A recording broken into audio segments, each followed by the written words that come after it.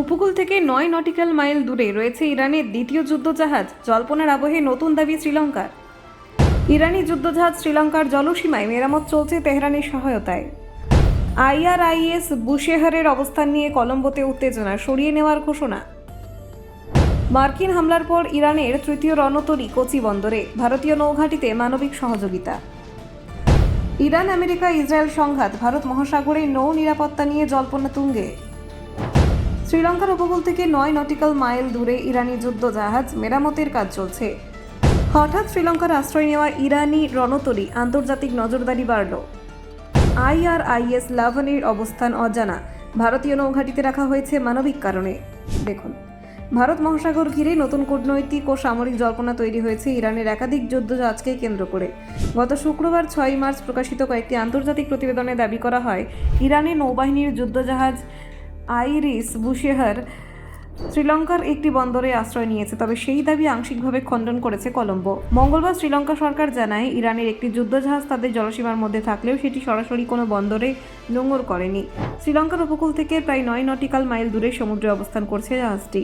শ্রীলঙ্কার মন্ত্রিসভার মুখপাত্র সরাসরি জাহাজটির নাম উল্লেখ না করলেও তিনি ইঙ্গিত দেন যে সেটি শেষ পর্যন্ত জলসীমা থেকে সরিয়ে নেওয়া হবে।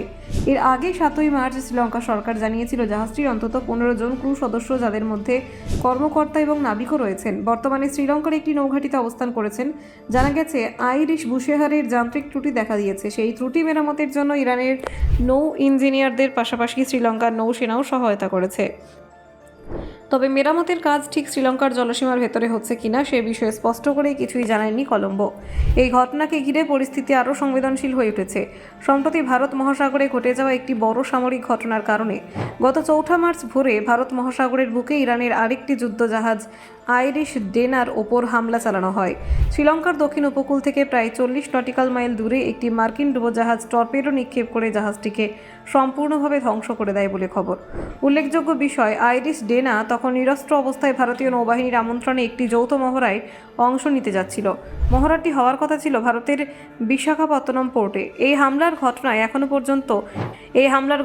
পর্যন্ত 87 জন নাবিকের মৃতদেহ উদ্ধার করা হয়েছে।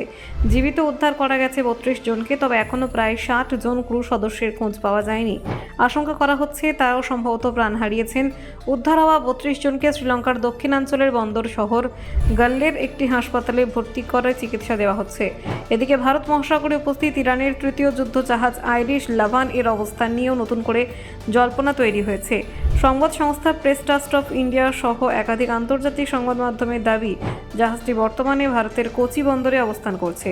তবে এই বিষয়ে এখনো পর্যন্ত আনুষ্ঠানিকভাবে কোনো বিবৃতি দেয়নি government of India. Bureau report, অজানার দেশে।